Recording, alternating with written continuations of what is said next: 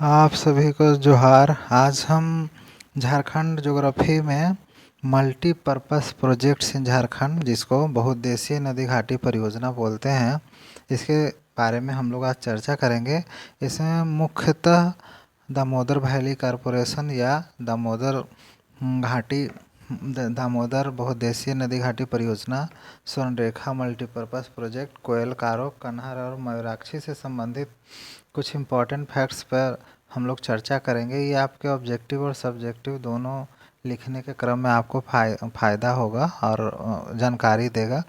और अगर आप झारखंड के किसी भी एग्ज़ाम्स की तैयारी की सोच रहे हैं, खास करके पब्लिक सर्विस कमीशन का, तो एक बार इसको आप ध्यान से ज़रूर देखिएगा और सुनिएगा।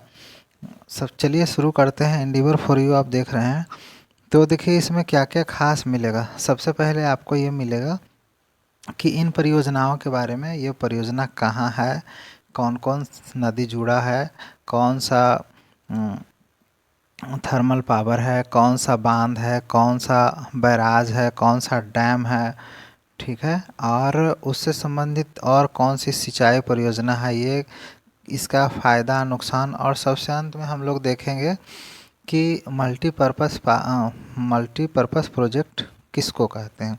तो देखिए इसमें सबसे पहले देख लीजिए, जो प्रश्न आपको सामने दिख रहा होगा कि कौन सी बेसिन कैमूर पहाड़ियों, राजमहल पहाड़ियों और विंध्याचल पर्वत के बीच स्थित है। ये सवाल हम आपके सामने इसलिए रख रहे हैं कि अगर आपको आंसर पता है, you may directly comment in the comment box and answer the questions. Tilpara में बैराज किस परियोजना के अंतर्गत बनाया गया है? Where does the Kharkai the largest tributary of Swarnarekha originate? Swarnarekha का जो सबसे बड़ी सहायक नदी है वो कहाँ ओरिजिनेट करती है, कहाँ से निकलती है? और एक ऐसा महत्वपूर्ण परियोजना है जो आज तक आंदोलनों के भंवर जाल में उलझता रह गया है। तो चलिए अब सबसे पहले देखना शुरू करते हैं। उसके पहले अब देखिए एक सवाल और छूट गया है कि Tilpara barrage over Mayurakshi river, समझ गए होंगे तिलपारा बैराज कहाँ? Mayurakshi river has exerted crucial impact on back water reach of beach river. कौन सी ऐसा नदी है जिसके बैक वाटर रीच पे बहुत क्रूशियल प्रभाव डाला है? मयूराक्षी तिलपारा बैराज। तो उसके पहले चलिए देखिए अब तक हम लोगों ने क्या क्या पढ़ा झारखंड ज्योग्राफी में। Let us have a quick recap of what we learn hitherto. सबसे पहले हम लोगों ने देखा कि जो रिवर्स का फ्लो है, ठीक है ना, जो गंगा और इसकी सहायक नदियों में जो मिल जाते हैं, और वैसी नदियाँ झारखंड की जो गंगा और ब्रह्मपुत्र को छोड़कर बे ऑफ बंगाल में गिरती है। नेक्स्ट में आप लोगों ने देखा था रिवर बेसिन्स ऑफ झारखंड। जैसे इसमें मोटा मोटी आपको दिख रहा होगा Ganga basin, Mayurakshi basin, Ajay basin, Swarnarekha basin, Damodar basin, south Koel basin, north Koel basin, ठीक है, पुनपुन बेसिन, बराकर बेसिन, इस तरह से। फिर इसके बाद आप लोगों ने देखा रिवर नेटवर्क्स और रेडियल पैटर्न, ठीक है। ट्रेलिस क्या होता है? राइट एंगल पे ट्रेलिस मिलता है, ठीक है। और radial pattern of river networks क्या होता है, फिर आप लोगों ने ये देखा। उसके बाद झारखंड के फिजिकल ज्योग्राफी में आपने देखा कि सारंडा हिल्स, कोल्हान हिल्स, फुलडुगनी पहाड़ी, पाकुर अपलैंड, छोटा नागपुर प्लेटू, पाट एरिया, उसके बाद पोराहाट हिल, गंगा घाट, सिमडेगा प्लेटू। उसके बाद आप लोगों ने देखा वाटरफॉल्स ऑफ झारखंड। इसमें खास करके हम लोगों ने सारा district wise waterfalls of Jharkhand की 2 वीडियो आप लोग के सामने रखे हैं। उसके बाद है कि where is the concentration of hot water springs in Jharkhand, ठीक है। झारखंड में अधिकांश गर्म जलकुंडों का संकेंद्रण कहाँ पे है? उसके बाद फिर आप लोगों ने देखा लेक्स ऑफ झारखंड, झारखंड की झीलें। कौन कौन झील है, किस लिए फेमस है? अगर आपको मछली पकड़ने का शौक़ है तो नदी के किनारे तो जाएंगे। एक ऐसी भी झील है जमशेदपुर के पास जहाँ पे आप मछली पकड़ने का शौकिया लोग सिर्फ जाते हैं झील में, ठीक है। तो चलिए आज के बहुउद्देशीय परियोजनाओं में क्या क्या है कि देखिए झारखंड के मल्टी पावर प्रोजेक्ट में देखिए रिवर ऑफ सौरो, झारखंड का जो दामोदर नदी है, रिवर ऑफ सौरो से किस तरह से रिवर ऑफ अपॉर्चुनिटीज़ में बदल दिया गया। आप जानते होंगे कि जवाहरलाल नेहरू आधुनिक ये जो डैम से प्रोजेक्ट्स है उसको आधुनिक भारत का मंदिर कहा करते थे। तो ये सब कुछ होने में मतलब रिवर ऑफ सौरो को रिवर ऑफ अपॉर्चुनिटी में बदलने में जो टेनेसी वैली अथॉरिटी यूएसए का है, अमेरिका का टेनेसी नदी घाटी परियोजना, उसी से कॉपी करके 1948 के आसपास झारखंड का बहुत दामोदर बहुउद्देशीय नदी घाटी परियोजना शुरू किया गया था। तो इसके पहले भी एक नदी वाले वीडियो में आप शॉर्ट में देखे होंगे, इसमें इन डिटेल हम लोग देखेंगे। सबसे पहले दामोदर, स्वर्णरेखा, फिर कोयलकारो, फिर मयूराक्षी, फिर कन्हर। अब देखिए सबसे पहले आपको दिख रहा होगा दामोदर मल्टी पावर प्रोजेक्ट। तो देखिए दामोदर मल्टी पर्पस प्रोजेक्ट में क्या है कि इसमें दामोदर, बराकर और उसकी सहायक नदियों के बारे में है। तो इसमें क्या क्या खास है, बड़े बांध हैं 8 बड़े बड़े बांध हैं। कौन कौन है मैं आगे बताऊंगा। छोटे बांध 20 है, और जो हाइडल पावर प्रोजेक्ट है, जल विद्युत परियोजना, ये 3 है, और तापीय जिसको थर्मल पावर प्रोजेक्ट बोलते हैं वो 8 है। ये कैसे 8 है, अब सबसे पहले देखिए बड़े बांध कौन कौन है। आप देख लीजिए कि बराकर नदियों पे 3 है। बराकर नदी पे आपको 3 बांध दिख रहा होगा, मैथन, तिलैया और बाल पहाड़ी। ठीक है, जिसमें तिलैया आपको जानते रहेंगे कोडरमा ज़िले में है, मैथन है धनबाद से 52 किलोमीटर दूर, और बाल पहाड़ी कहाँ है, गिरिडीह जिले में। तो इसके बारे में एक और ख़ास चीज़ ध्यान रखिएगा कि मैथन जो है डीवीसी का सबसे बड़ा जलाशय भी है। और देख रहे होंगे कि कोनार जो है, कोनार बांध कोनार नदी पे ही है, ये हजारीबाग में पड़ता है। उसके बाद दामोदर पे देखिए तीन तीन बांध आपको दिख रहे होंगे, पंचेत, अय्यर, बरमो, ये तीनों दामोदर नदी पे हैं। पंचेत धनबाद में है, और उसी के पास अय्यर बांध भी है। उसके बाद बरमो बांध है, और बोकारो नदी पे बोकारो बांध है जो कि बोकारो ज़िले में है। तो इस तरह से आप देख रहे होंगे कि कुल 8 बड़े बड़े बांध हैं। और आप ये फेमस बांध है, आपको पता है सबसे बड़ा, सबसे पहले 1953 में तिलैया बांध बना था, ध्यान रखिएगा, कोडरमा के पास है। तो ये 8 बड़े डैम हैं डीवीसी में। उसमें से 3 है बराकर नदी पे, 3 है दामोदर नदी पे, एक है कोनार नदी पे, एक बोकारो नदी पे। अब देखिए जल विद्युत परियोजना। जल विद्युत परियोजना कौन कौन है, जैसे तिलैया डैम बना 1953 में बराकर नदी पे, ठीक है, तो वहाँ भी एक हाइडल प्रोजेक्ट बना। फिर कोनार डैम बना 1955 में, तो यहाँ कोनार नदी पे, तो इस पे हाइडल नहीं है। लेकिन मैथन में जो 1957 में बना जल विद्युत परियोजना, आप ध्यान रखिएगा, अगर इसको क्रोनोलॉजिकल ऑर्डर में सजाने का आया तब भी आप बना सकते हैं, नदी से डैम को मैच कराने आए तब भी आप बना सकते हैं। और पंचेत डैम 1959 में दामोदर पे। अब देखिए यहाँ थोड़ा सा हम मैप को बड़ा करते हैं, आप ध्यान से देखते जाइएगा। आप ध्यान से देखते जाइएगा कि जैसे देखिए सबसे पहले देखिए यहाँ पे कोडरमा आपको दिख रहा होगा, उसके यहाँ पे तिलैया डैम दिख रहा है, ठीक है। उसके बाद देखिए हजारीबाग का ये कोनार डैम हो गया। फिर आपको देखिए यहाँ पे बीटीपीएस थर्मल एबी प्लांट है। फिर सीटीपीएस हो गया चंद्रपुरा। फिर देखिए यहाँ पे इधर बोकारो का ही है तेनू घाट हो गया, ठीक है। फिर यहाँ पे देखिए धनबाद जिला जैसे ही आएंगे तो यहाँ पे ये मैथन हो गया, और उसके जस्ट पास ये बंगाल के बिल्कुल बॉर्डर के पास ही पड़ता है पंचेत डैम। उसके पास देखिए यहाँ पे आपको और भी यहाँ पे दुर्गापुर थर्मल पावर प्लांट, फिर मीजा थर्मल पावर प्लांट, हाँ, और ये सारे पावर प्लांट उसके बाद आपको दिख रहे होंगे। तो चलिए अब पिक्चर को ध्यान से देखिएगा, नेक्स्ट हम लोग देखते हैं। तो नेक्स्ट कौन सा है, अब देखिए थर्मल पावर प्लांट। जैसा कि हम आपसे पहले भी अभी पीछे वाले मैप में बता चुके हैं कि देखिए आप कौन कौन है इसमें थर्मल पावर प्लांट के लिए। आप ध्यान रखिएगा कि एक BCDM कुमार है ना, BCDM कुमार है, ये ध्यान रखिएगा। B for Bokaro, air B plant, सबसे पहले 94 में बना था ये प्लांट। उसके बाद सी फॉर चंद्रपुरा, ये बोकारो जिला में ही पड़ता है। डी फॉर दुर्गापुर, पता होगा Durgapur falls in state of West Bengal. उसके बाद दुर्गापुर में ना 12-13 में एक दुर्गापुर स्टील एंड थर्मल, यहाँ पे ये stands for steel, Durgapur steel and thermal power station. उसके बाद M for MISA thermal power station. और रिसेंटली यहाँ पे कोडरमा में जो थर्मल पावर स्टेशन बना, यहाँ पे जानते होंगे आप कि बहुत सारा विवाद हुआ था। और 2016 में जो सबसे लेटेस्ट है रघुनाथपुर। तो चलिए एक बार फिर आपको हम ध्यान दिला दें बड़ा मैप करके कि ये लोकेशंस कहाँ कहाँ हैं। देखिए जो आपको ये ग्रीन वाला पोर्शन पूरा ये दिख रहा है, it is state of West Bengal. और ये जो ये कलर आपको दिख रहा है, ये कलर है आपका झारखंड का। तो जल्दी जल्दी देख लीजिए, कोडरमा थर्मल पावर, ठीक है, तिलैया हाइडल, उसके बाद ये कोनार है। फिर देखिए यहाँ पे BTPS, ये भी आपको दिख रहा होगा, इधर ये इधर भी। उसका ये C4 चंद्रपुरा, इसके बगल में इधर तेनुघाट, ठीक है, धनबाद का इधर मैथन, फिर इधर पंचेत, फिर इधर दुर्गापुर, इधर मीजा थर्मल पावर, इधर देखिए कोडरमा आपको पता ही है, और यहाँ पे दुर्गापुर आपने देख लिया, और एक आपका एक थर्मल पावर प्लांट यहाँ है। तो चलिए, ये सब रहा थर्मल पावर प्लांट्स जो दामोदर वैली से संबंधित है, दामोदर रिवर प्रोजेक्ट से संबंधित है। तो अगर कोयला का चर्चा हो या thermal power, hydel power India में सबसे पहले कौन सा बना, तो आप सीधे सीधे आप दामोदर के पास चले जाइए। दामोदर संबंधित जितने भी से डैम्स हैं, थर्मल पावर है, हाइडल पावर है, कोक प्लांट है, बहुत सारे। तो यहाँ हम ये देख रहे हैं कि किस तरह से रिवर ऑफ सौरो, जिसको बंगाल का शोक बोला जाता है, उसको कैसे रिवर ऑफ अपॉर्चुनिटी में बदला गया।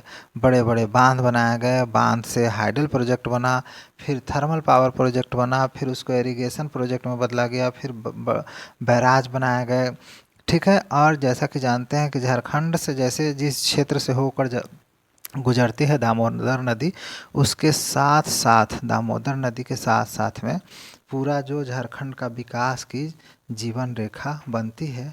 लेकिन अफसोस ये कहने का है कि इसमें उतना ही कंटेमिनेशन, उतना ही इसका पानी धीरे धीरे दूषित भी होते जा रहा है। तो चलिए अब इसके बारे में और थोड़ी जानकारी ले लेते हैं। अदर प्रोजेक्ट्स क्या क्या है इसमें, जैसे कोल को कोभन प्लांट है। देखिए इसको हिंदी अंग्रेजी में थोड़ा जल्दी जल्दी देख लेते हैं कि देखिए इसमें और क्या क्या आपको दिखेगा। सबसे पहले कोल बासरी, जिसको, उसके बाद आयरन स्टील प्लांट्स है, ग्लास का प्लांट है, जिंक का है, सीमेंट का है, थर्मल पावर, जैसे कोल बासरी, लोहा इस्पात संयंत्र, ग्लास, जस्ता, cement, thermal power plant Damodar नदी के आसपास स्थित है, ठीक है। तो देखिए कितना बड़ा अपॉर्चुनिटी है, कितना सारे लोगों का रोजगार है इसमें। अब देखिए नेक्स्ट जो आपको दिख रहा है, चुनौतियाँ। The contamination of river water is a result of excessive excavation, white fly ash poisonous metal as well as coal dust. देखिए नदी के पानी का दूषित होना कैसे दूषित है, खुदाई से, तेल है, फ्लाई एश है, जहरीली धातुओं और कोयले की धूल की वजह से पानी क्या हो रहा है, दूषित हो रहा है। अब देखिए आपके सामने ये जो सामने चित्र में दिख रहा है, यह है SMP स्वर्णरेखा मल्टीपर्पज़ प्रोजेक्ट। तो स्वर्णरेखा मल्टीपर्पज़ प्रोजेक्ट में देखिएगा, आप ध्यान दीजिएगा, इधर जो चित्र में दिख रहा है, तो इसको शॉर्ट में हम लोग SMP बोलते हैं। इसमें दो तीन चीज़ ध्यान रखिएगा कि सबसे पहले इसका दो है प्रोजेक्ट, फेज़ 1 का और फेज़ 2 का, जिसमें से एक है SIP स्वर्णरेखा इरिगेशन प्रोजेक्ट। ये कहाँ है, उड़ीसा में। फिर है स्वर्णरेखा बैराज कम डोलोंग डैम, देखिएगा ध्यान रखिएगा, डोलोंग डैम स्वर्णरेखा से ही संबंधित है, लेकिन कहाँ है, वेस्ट बंगाल में। तो इधर के चित्र में आपको दिख रहा होगा कि देखिए जो हल्का, जो लाइट येलो जैसा है, ये पूरा इलाका आपका वेस्ट बंगाल का है। हल्का ये जो ब्लू वाला इलाका दिख रहा है, देखिए ये पूरा उड़ीसा का पड़ता है, और ये पूरा ग्रीन ग्रीन हमारा झारखंड है, पूरा हरा हरा। तो स्वर्ण सबसे पहले देखते हैं कि स्वर्णरेखा मल्टीपर्पज़ प्रोजेक्ट में तीन तीन योजनाएं हैं। मल्टीपर्पज़ प्रोजेक्ट फेज़ 1-2, फिर स्वर्णरेखा इरिगेशन प्रोजेक्ट उड़ीसा के लिए, और स्वर्णरेखा बैराज कम डोलोंग डैम प्रोजेक्ट, ये तीन हैं। तो सबसे पहले देखते हैं कि स्वर्णरेखा नदी निकलती कहाँ से है। तो ये रांची जिला के नगड़ी से, छोटानागपुर के पठार से निकलती है, ठीक है। अब आगे देखते हैं इसके बारे में कि टोटल लेंथ, अब इस नदी की देखिए इंग्लिश हिंदी दोनों में है। Total length of the river from its origin to outfall into Bay of Bengal is 446, देखिएगा 446 किलोमीटर लंबी है, और 79 किलोमीटर कहाँ, ये उड़ीसा में शामिल है, ठीक है। गिरती कहाँ है, बंगाल की खाड़ी में, निकलती कहाँ से है, नगड़ी के पास से, रांची की पठार में, ठीक है।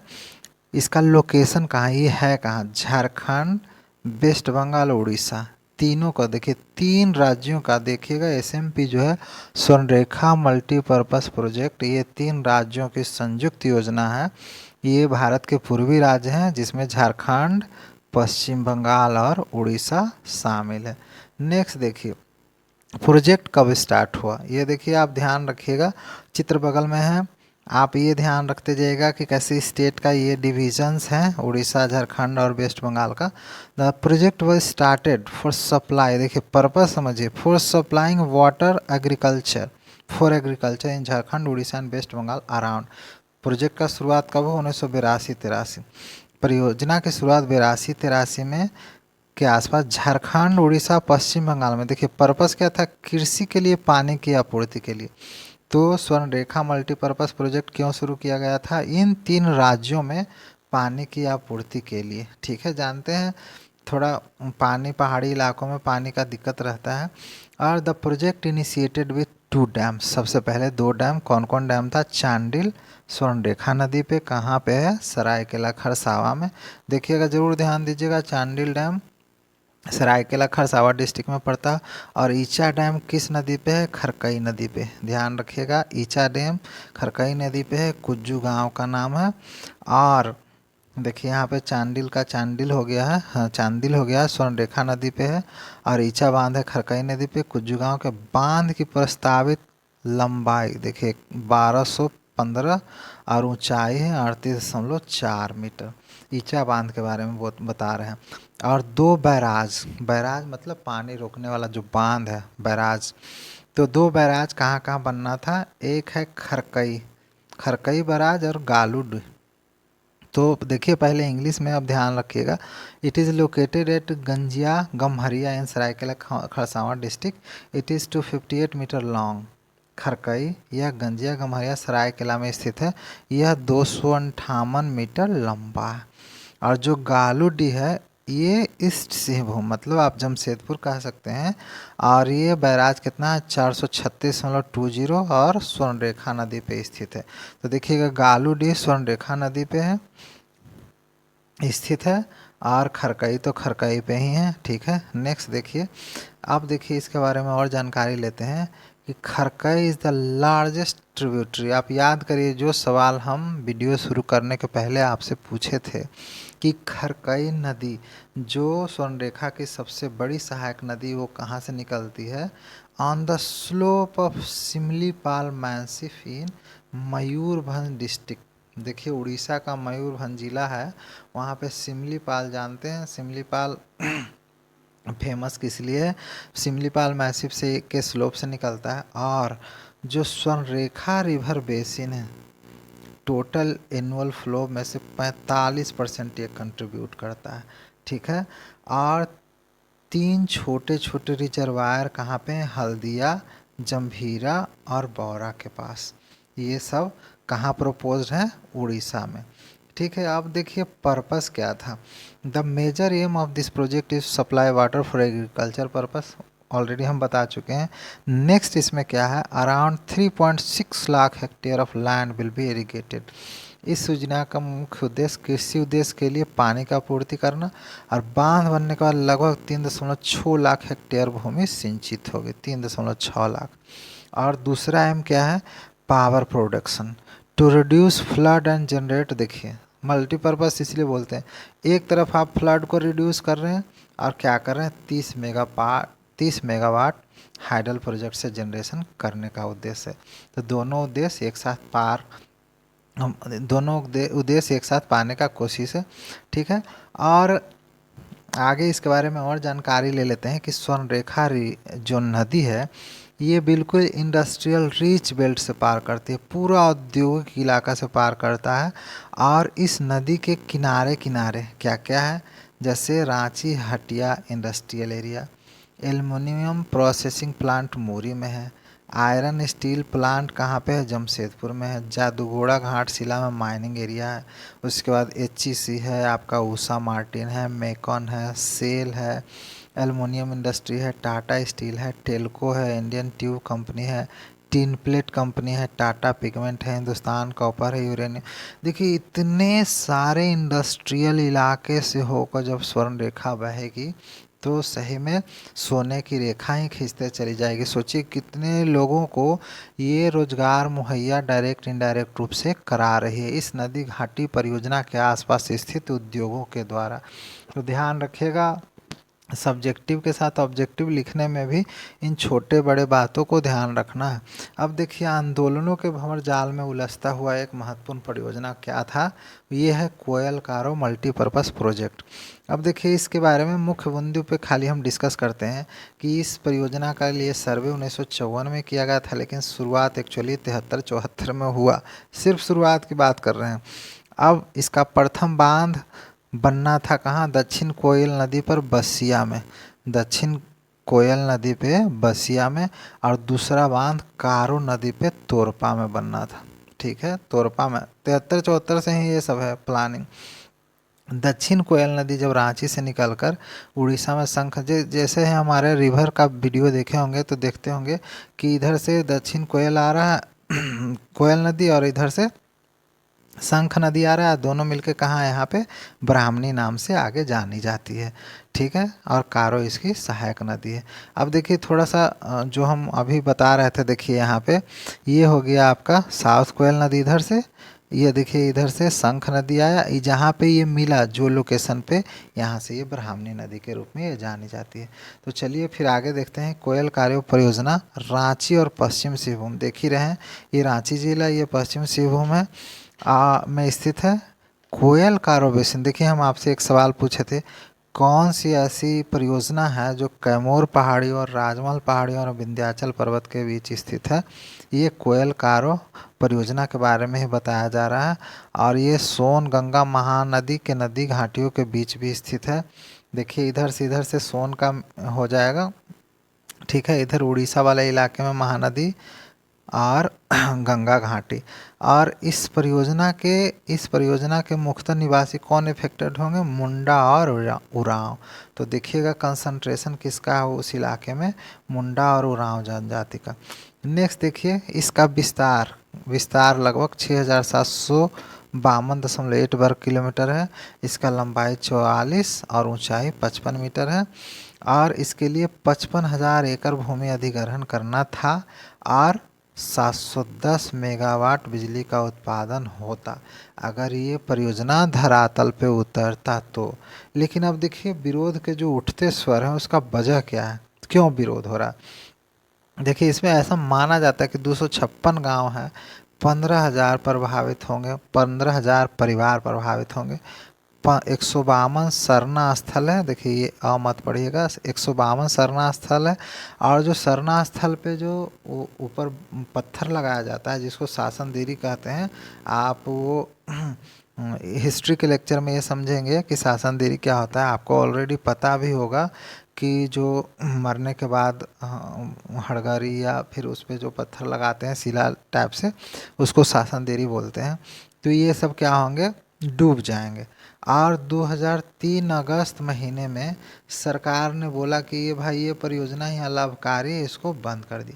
अब सोचिए इतने सारे संसाधन है, इतने सारे खाली ज़मीन है पूरे झारखंड में, लेकिन कोई प्रोडक्टिव यूज़ नहीं हो रहा है। क्या हो रहा है कि बस विरोध होता है, विस्थापन का मुद्दा है। ये एडमिटेड फैक्ट है कि विस्थापन एक बहुत बड़ा चुनौती है, लेकिन विस्थापन के साथ साथ विकास पे भी ध्यान देना होगा कि साथ साथ विस्थापन विकास दोनों चले तभी विकास संभव है। अगर मान लीजिए इरिगेशन के वजह से, हाँ, thermal power dam hydel project की वजह से जैसे रिवर ऑफ सौरो को रिवर्स ऑफ अपॉर्चुनिटी में बदला गया, उसी तरह से कोयल कारो परियोजना का भी लाभ उठाया जाता, कई लोग को रोजगार मिलता। चलिए अब नेक्स्ट देखते हैं मयूराक्षी परियोजना। ये रिवर का नाम आप जानते हैं, मयूराक्षी नाम है, मोर नाम है मोरांखी। ये संथाल परगना की मुख्य नदी है, और दुमका जिले की मसानजोर जगह पे ये स्थित है। इसी पे कनाडा बांध भी बनाया गया है। तो देखिएगा अभी कुछ दिन पहले आप लोगों ने सुना होगा कि झारखंड और वेस्ट बंगाल के बीच में डिस्प्यूट चल रहा है मसानजोर डैम के पानी, उसके बैराज, उसमें उसके हिस्सेदारी के लिए।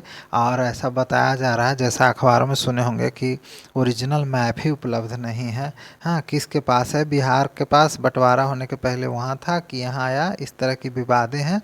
चलिए, इसका शुरुआत 1955 में हुआ, ध्यान रखिएगा। मयूराक्षी नदी इसका शुरुआत 1955 में, लंबाई 640 मीटर, ऊंचाई 4 मीटर, सिंचाई क्षमता 10,000 हेक्टेयर भूमि है। ठीक है। और इसमें इलेक्ट्रिसिटी प्रोडक्शन कितना होगा, झारखंड और पश्चिम बंगाल मिलाकर 4,000 किलोवाट बिजली उत्पादन का लक्ष्य था। बांध कौन कौन है, देखिए बरकेश्वर, जैसे जब हॉट स्प्रिंग्स ऑफ झारखंड हम जब पढ़ रहे थे हम लोग, तो देखिएगा बारकेश्वर ततलेयू जियो थर्मल एरिया मिला था। तो ये जो बांध है ना, बरकेश्वर बांध, कोपई बांध, द्वारिका बांध, ब्राह्मणी बांध, ये सब इस पे बांध है। और इरिगेशन का टारगेट क्या है कि मुख्य नहर इससे निकलेगा, उससे 217 समझिए किलोमीटर का मुख्य नहर है। शाखा नहर 147 किलोमीटर का है। और तिलपारा में एक बैराज बनाया गया। अब आपसे देखिए एक सवाल हम पूछे थे कि Tilpara barrage over Mayurakshi river has exerted crucial impact on back water of which river. ये है कुशकर्णी नदी, ये ध्यान रखिएगा, एक कुशकर्णी नदी है। एक्चुअली में होता क्या है कि आप ऐसे समझिए, जब तिलपारा रिजर्वायर में तिलपारा बैराज जो है बांध है, उस पर जब बहुत पानी जमा होगा तो बैक वाटर क्या करेगा, बैक वाटर जो वहाँ पे क्रिएट होगा तो वो क्या करेगा कि बैक वाटर और जो कन्फ्लुएंस पार्ट है कुशकर्णी नदी का, वो पूरा सबमर्ज हो जाएगा, सब डूब जाएगा। ठीक है। तो यही कुशकर्णी नदी प्रभावित हो रहा है। ठीक है। अब देखिएगा कन्हर जलाशय परियोजना, कन्हर जलाशय परियोजना में ये गढ़वा के बारीडीह ग्राम पड़ता है, गढ़वा ज़िले में। और ये झारखंड और छत्तीसगढ़ की संयुक्त परियोजना है, 2 स्टेट इन्वॉल्व हैं। नवंबर 2001 में इसका शुरुआत किया गया था। इससे सबसे ज़्यादा फायदा किसको होता, पलामू जिलों को। लेकिन कोयल कार्यों की तरह ये परियोजना भी फाइलों में धूल फांक रहा है, क्योंकि अभी पूरा धरातल पे उतरा नहीं। जैसे देखिए, जानते होंगे कि कन्हर कहाँ से, कन्हर है छत्तीसगढ़ से झारखंड में प्रवेश करने वाली। कन्हर नदी पे बराज बनाने से सर्वाधिक लाभ गढ़वा जिले के किसान को होता। ठीक है। पलामू को भी होता सबसे ज़्यादा, लेकिन उससे भी ज़्यादा किसको हो रहा है, गढ़वा जिले को। गढ़वा का में खास करके देखिए प्रखंड का नाम हम लिख दिए हैं, भवनाथपुर, बिशुनपुर, चिनिया, डंडई, धुरकी, गढ़वा, कांडी, केतार, मंझियाव, मेराल, नगर उटारी, रमना और रंका। और पलामू का मुख्यतः चैनपुर प्रखंड। लेकिन ये सब बॉर्डर इलाका होने से ऐसा माना जाता है कि पलामू ज़िले को ही ज़्यादा लाभ पहुंचता। तो लाभ किसी भी ज़िले को पहुंचे अगर ये जलाशय बन जाता तो। चलिए अब देखिए उत्तरी कोयल परियोजना। देखिए जैसे ये दक्षिण कोयल नदी है, यहाँ पे आप देख रहे होंगे नॉर्थ कोयल रिवर है, और उसी से संबंधित ये परियोजना है। सबसे पहले देखते हैं 1972 में इसका शुरुआत हुआ था। और इसका एक और नाम है मंडल डैम। देखिएगा बहुत विवादों में रहा था किसी समय, और ये बहुत अक्सर ये सवालों में पूछा जाता है कि मंडल डैम कहाँ पे है, किस ज़िले में है, कब शुरुआत किया गया। इन सारे सवालों का मैप से और ये इस लाइन से आप समझ गए होंगे। और देखिए मंडल डैम से किस ज़िले को बेनिफिट होना है, इस परियोजना से झारखंड के पलामू गढ़वा, देखिए ये जो इलाका है पलामू गढ़वा वाला है ना, पलामू गढ़वा ज़िले के साथ साथ बिहार का देखिएगा इधर औरंगाबाद गया ज़िला, दोनों को सुविधा मतलब सिंचाई की काफ़ी सुविधा मिलने की संभावना है। और आगे देखिए सोन नदी की मुख्य सहायक नदी उत्तरी कोयल के कटकू, देखिए जगह का नाम याद रखिएगा, कटकू नाम स्थान पे 66 मीटर ऊंचा बांध बनाने की योजना है ना। कटकू जगह का नाम आप ही ध्यान रखिएगा कि उत्तरी कोयल में बांध कहाँ बनना है, कटकू पे। और 90 मेगावाट का विद्युत गृह। ठीक है। और मुख्य नहर 112 किलोमीटर है, और शाखा नहर 240 किलोमीटर लंबा। आप सोचिए 112 किलोमीटर लंबा नहर अगर बन जाए और शाखा 240, तो कितना हज़ार हेक्टेयर का सिंचाई हो जाएगा, 104,000 मतलब 100 करीब 105,000 हेक्टेयर भूमि का सिंचाई होगा। कैसे नहीं, इसको हम लोग मल्टीपर्पज़ पावर प्रोजेक्ट बोलेंगे। और इसके बारे में खास क्या है कि बेतला जो उद्यान है और पलामू टाइगर रिजर्व, ये अगर कारगर होता तो बेतला और पलामू, जो बेतला उद्यान है और पलामू टाइगर रिजर्व, दोनों को बचाया जाता, दोनों को सुरक्षा पानी से किया जाता। इसका लागत 2300 करोड़ रुपया था, जिसमें से 700 करोड़ खर्च हो गया और उसके बाद अभी बाकी और खर्च होना है। अब देखिए हम लोग मल्टीपर्पज़ पावर प्रोजेक्ट क्यों बोलते हैं, what do you mean by multipurpose. तो देखिएगा मल्टीपर्पज़ के 5 एस्पेक्ट हम यहाँ पे दिखा रहे हैं। एक CSR बोलते हैं, CSR, it stands for corporate social responsibility, corporate सामाजिक उत्तरदायित्व। दूसरा है फ्लड को कंट्रोल करना, देख ही लिया आपने। पावर जनरेशन, थर्मल, इसमें दोनों आ गया, हाइडल और थर्मल। ठीक है, फ्लड कंट्रोल होगा, बैराज बनाएंगे, देख ही लिया आपने, तिलपारा, तिलैया, कितना सारा। और that's why it is called multipurpose power project. और एक देखिए DVC से संबंधित हम बता देते हैं कि DVC एक SIP चलाता है, वो अपना इनकम बचाने वाला SIP नहीं समझिएगा, सिस्टमेटिक इन्वेस्टमेंट प्लान के हर महीना 2-2 हज़ार डालते जाएं। ये social integration plan DVC launch किया था 1981 में, और इसके तहत जो 10 किलोमीटर रेडियस में मेन प्रोजेक्ट, मान लीजिए कि मेन प्रोजेक्ट अगर DVC का मान लीजिए बोकारो थर्मल है, तो उसके 10 किलोमीटर रेडियस में पूरा इंफ्रास्ट्रक्चर प्रोग्राम को डेवलप करने का जिम्मा उठाता है DVC। तो जो मल्टीपर्पज़ पावर प्रोजेक्ट बनाएगा वो इतना जो जिम्मेवारी लिया वहाँ पे इंफ्रास्ट्रक्चर डेवलप करने का, like opening of school, road, communication networks, electricity, water facility, that's why it is called CSR, corporate social responsibility। तो चलिए आज के वीडियो में बस इतना ही। अगर आपको वीडियो पसंद आया तो you may like, share and subscribe it. Thanks for being with us.